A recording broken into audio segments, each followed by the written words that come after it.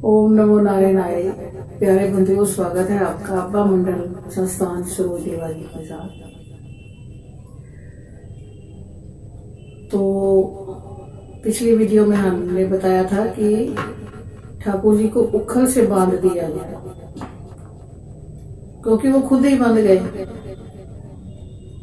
आज हम इस बात पर चर्चा करेंगे कि उखल से बंधे तो उसके पीछे क्या कारण था। भगवान को जब उखल से बांधकर मैया यशोदा अपने काम काज में लग गई तो भगवान उखल के समेत ही घिसटते हुए आगे निकल गए।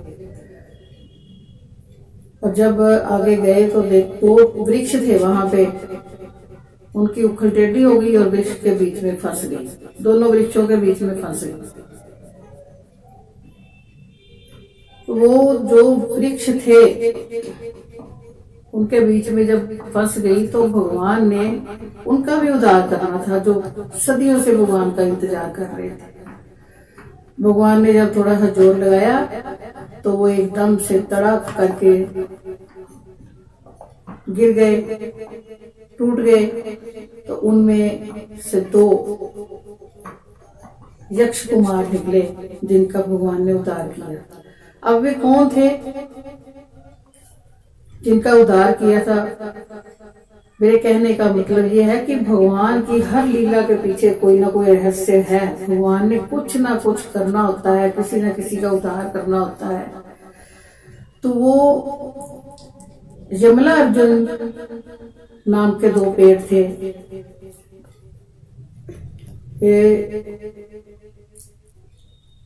कुबेर के पुत्र जो हमारे थानाध्यक्ष हैं, उनके दो पुत्र नलकुबर और मणिग्रीव थे, जो मद में चूर होकर एक बार नदी में स्नान कर रहे थे, क्रीड़ा कर रहे थे, खेल रहे थे। साथ में बहुत सी सुंदरियां थी। तो ये जल में स्नान कर रहे थे तो नारद जी वहां से गुजरे।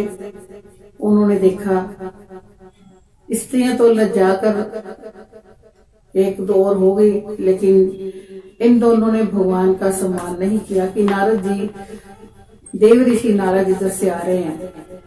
तो ये अपने मद मस्त हुए, इधर उधर क्रीड़ाएं करते रहे, पानी में स्नान करते रहे। तो कहते कि धन का लोभी जो होता है, एक तो धन के अभिमान में डूबा रहता है, एक धन के लालच में, धन को पाने की इच्छा में डूबा रहता है। तो ये जो धन के लालची होते हैं, जो मद में चूर होते हैं, इनके मन में किसी प्रकार का किसी का सत्कार नहीं होता। अगर सत्कार होता है किसी के मन में तो वो है दरिद्री या गरीब। क्योंकि भगवान कहते हैं कि जब मैं किसी को अपनी भक्ति देता हूं तो उससे धन छीन लेता हूं। अब धन जो है उन लोगों के पास आता है जिनके पास भगवान का नाम नहीं होता, अर्थात भगवान की पूजा भक्ति में उनका ध्यान नहीं होता। और जो दरिद्री होते हैं वे हमेशा भगवान को ध्याते रहते हैं, भगवान का नाम लेते रहते हैं, क्योंकि भगवान ने इन दोनों का विरोध किया है। अब जो धन में मस्त, मद मस्त, जिन्होंने नारद जी का ध्यान नहीं किया, तो नारद जी ने देखा कि ब्रह्म ऋषि नारद यहाँ से इनके पास से गुजर रहे हैं, इन्होंने मेरा सम्मान नहीं किया। तो उन्होंने उनको श्राप दे दिया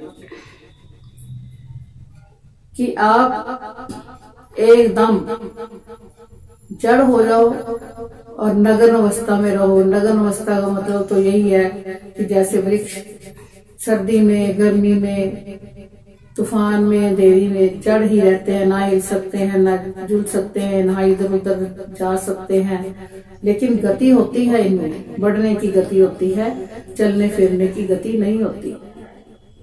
तो उन्होंने श्राप दे दिया। इसमें भगवान नारद जी के दो मंतव्य थे।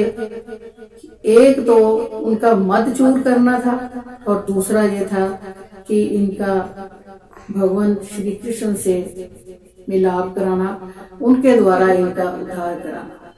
तो अब जब कृष्ण अवतार हुए तो इन दोनों वृक्षों ने भी मन में सोचा, क्योंकि इनके अंदर जो भगवान की भक्ति थी वो बनी हुई थी, इनको भगवान की स्मृति भूली नहीं थी, तो ये इस समय का इंतजार कर रहे थे। तो जब भगवान उखल से बंधे बंधे घिसटते घिसटते इनके बीच गए तो उखल उसमें फंस गई। जोर लगाने पर ये दोनों वृक्ष धड़ाम से नीचे गिर पड़े और यमलार्जुन जो नल कुबेर थे, नलकुबर और मणिग्रीव, इन दोनों का उद्धार किया भगवान ने। इस प्रसंग में यही शिक्षा मिलती है कि मद में चूर नहीं होना चाहिए। भगवान की भक्ति में धन है भी, तो धन के साथ साथ उस प्रभु का नाम, दान, भक्ति, संयम, शांति, प्रेम, क्रोध का त्याग, ये सब हमें करना चाहिए और इन सब के साथ अपने प्रभु का भगवान नाम उच्चारण करना चाहिए। ओम नमो भगवते वासुदेवाय, ओम नमो भगवते वासुदेवाय, ओम नमो भगवते वासुदेवाय। ओम शांति शांति शांति। ओम।